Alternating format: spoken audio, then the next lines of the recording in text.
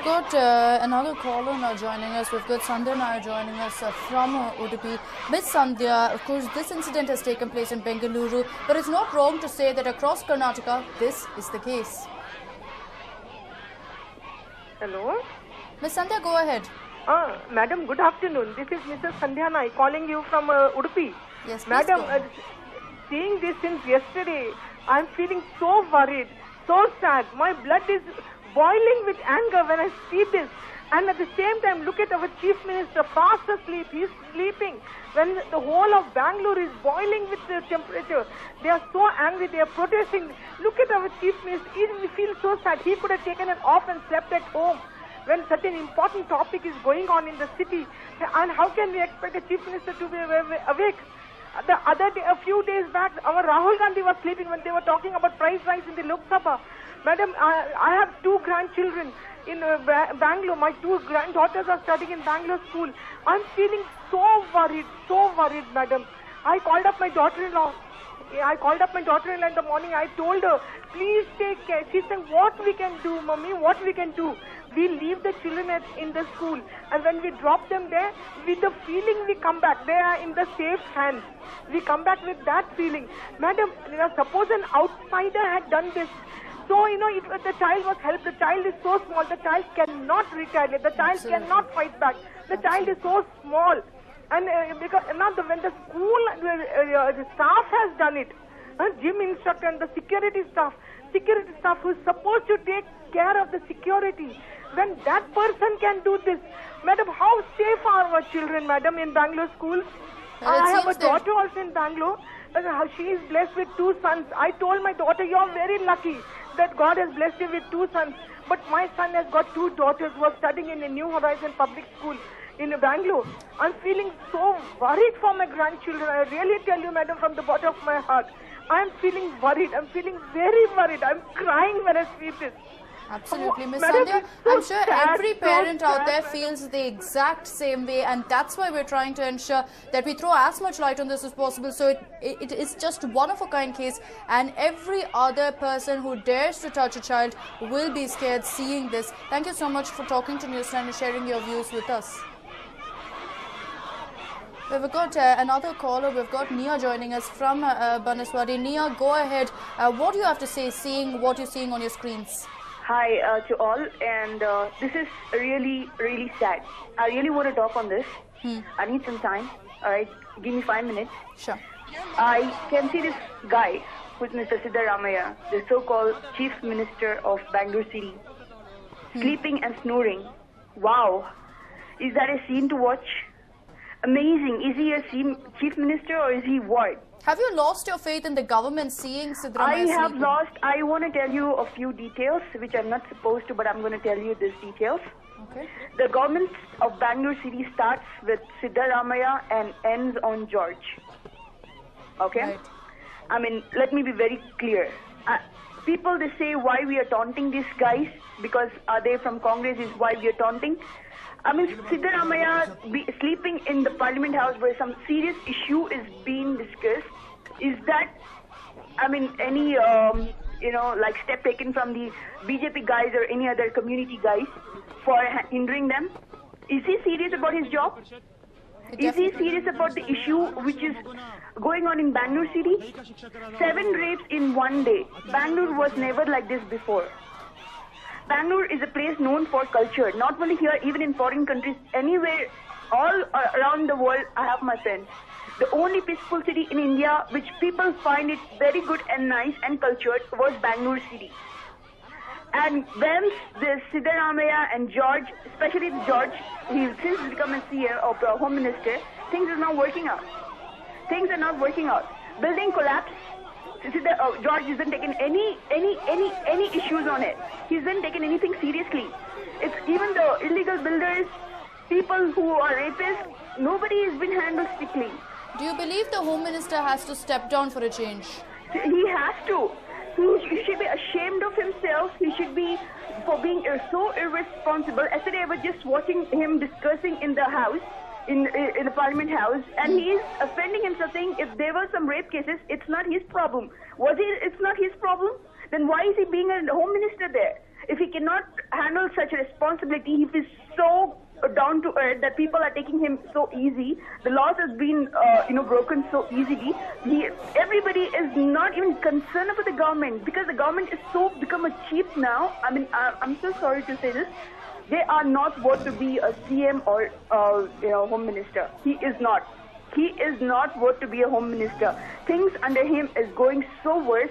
If he is not able to handle the home ministry, he has to give up. He has to be ashamed of himself and he just give up, back out. If he's not able to handle these things, there's somebody else who can handle this. If this is the initial stage of it, just imagine what will happen. If this has not been taken care of, what is going to happen? Absolutely. Bangalore city is going to be like a Bangkok then.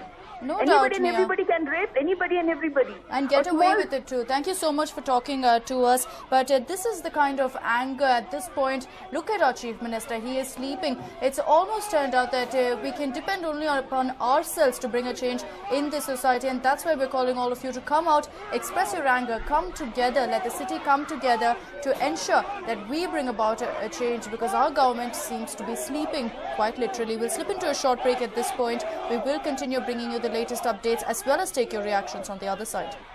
Well, even as we're bringing you the latest with regards to the 6-year-old gang rape that took place in Marathahalli yesterday, another shocker came to light in the city with regards to a 16-year-old girl who was gang raped in Hennur.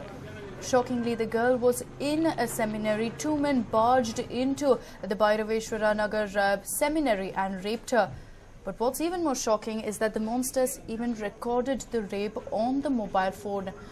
They then went ahead and wrote a message on the victim's leg after raping her. This was noticed by her friend, who revealed the details to the cops during interrogation. She also said that she washed off the message to spare the victim the trauma.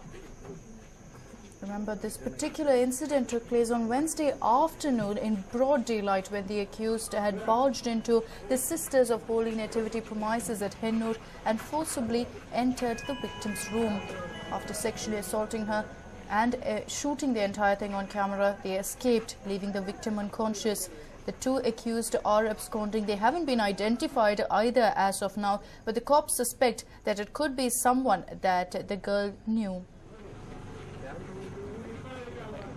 My colleague Vivek Vinayak joins us live from right outside the Hennur police station. Vivek, over to you. Take us through the updates in this case.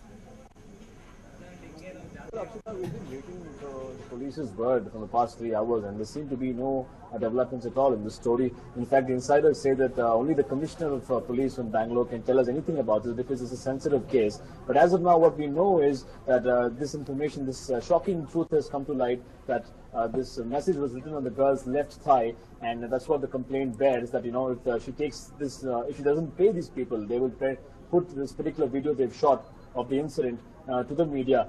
And we're still waiting for the police to come out and tell us whether they have nabbed some suspects, or what is the development of the case and how they're taking this case forward, Akshita. Right, Vivek, is there any word on whether it is someone who is known to the girl, whether it is an acquaintance as such? Because these two people managed to barge into the seminary and conducted the heinous act. Well, absolutely, Akshata. That's how the needle of suspicion is pointing towards. You cannot just enter some place without any reference, or you cannot be so daring enough to enter a place, commit such a heinous crime, and then write on the victim's left thigh such a nasty message, and then escape, and just escape without any intention at all. So the police and the insiders are saying it can be a job of somebody who knew that convent. Not the girl, because the girl came from Andhra Pradesh just on Sunday evening. So not so much of the girl, but somebody who knows the convent and who knows that a lot of women reside in that convent. Let's not forget that this girl came to train to be a nun. So I think it is somebody who knew. The insiders say that these two miscreants, these two suspects, can be somebody who knew that a lot of women stayed in this convent, a lot of women used to come and frequent this particular convent, and that's how the police are saying it can be insiders' job who knew and in and around of this convent and what this convent actually had, Akshita. Right, Vivek. Also, if you could give us more details on exactly what was the message written on the victim's leg. Was there any sort of address or number to give that money to? Was there anything along those lines? Well, as of now, what we know, the complaint bears is the girl has written that on her left thigh, when she came to her conscious, she saw a message written in a ball pen saying that, give me money or I will take this video to the media. That was written in broken English, was not framed as a correct sentence. The correct sentence was not framed, and the girl's friends rubbed that message off her thigh, fearing that any future consequences would lead to the media attention and her name will get spoiled. But that is what the girl has come out and written in the complaint, that this is what was written on the thigh. The girls rubbed off that message from her thigh. But no clear number or any information about the people who have done that. It clearly goes on to show that the nasty people who have done this particular act, who committed this heinous crime, just wanted to put more fear in the victim and make her more scared about the consequences. And if they indeed shot the video, then they are then the most nastiest people ever to be seen here in Bengaluru so far. And it remains to be seen who these people are, because they've only written the message and gone. Like cowards, they've not come in front, or the police are not able to track them as of now, Akshita. Vivek, just one clarification. You said that the friend of the victim managed to wash out that message which was written on the thigh with a ballpoint pen. Just one clarification. Wouldn't that have kind of created some problem in terms of perhaps the kind of material that they could have collected or something like that? Because there could be possibility of water, preventing proper investigations from taking place, because the girl presumably would have been sent for medical examination. So have you got any information on that count, Vivek? Well, Arun, what we know is that when this incident happened, immediately when the door was opened, the two miscreants sprayed some kind of a spray on this girl, and after that she didn't know exactly what happened. And when she woke up, the two friends who actually took her to the side, and unfortunately they shouldn't have, rubbed off this message, because as you said, there could have been some vital clue to the police or some kind of evidence which could have, helped take this case forward. Unfortunately, these two friends of this girl, who were extremely scared about the incident, immediately, helped her wear a new dress, and they rubbed off that message, and now she's saying that in the complaint. So nonetheless, that particular message which has come out here has been shocking to us, and the police are working on that. That kind of a clue has been given to the police. But as you said, if the message was there and if they'd not meddled, with that kind of message and not rubbed it off, probably some new kind of a clue or some kind of a fingerprint or something would have really cracked this case and taken this case forward, Arun.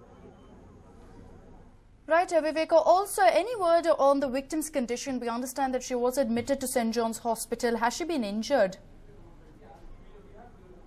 Well, Akshita, as of now, the police are keeping extremely mum about this issue. They're saying the girl she's stable, she's undergoing medical treatment. They're not even giving us an account of whether she was molested or raped. No clarification at all. The insiders here in the Hennur police station say you have to ask the police commissioner of Bangalore, Aradkar. Only he can tell us the exact picture. We were assuming that the DCP of this area, Mr. Satish Kumar, will come and give us a clarification. We've been waiting here for the past 3 hours. He has not come here. They say he'll come, but there's no trace of him. And somebody from the Hennur police station told us that we have to wait for the official word from Aradkar, because it's a very, very sensitive case, and only then we will get any development about the girl's condition, but whether suspects are going to be nabbed, or what is the motive behind this particular incident, who could have done it, and how this case will shape up in the future, Akshita. Right, Vivek, thank you so much for joining us with all those details. But quite clearly, it looks like the police are remaining rather mum on all that's taken place with regards to that incident. But latest updates are, of course, that it's been discovered that the two accused in this case seem to have done it for some sort of financial gain. When, in fact, they went ahead and sexually assaulted the victim, they shot the entire incident on their mobile phone, and then with a pen wrote on her leg that if she does not pay money, they would go ahead and release this to the media. And this was washed off by her friend from her leg, because she did not want the victim to undergo any more emotional trauma. This incident took place on Wednesday, is what we understand, and Wednesday afternoon. This girl, of course, is a 16-year-old. She'd come from Andhra Pradesh to get trained to become a nun. She's been here for about 4 days, and already such a ghastly incident took place. Yeah.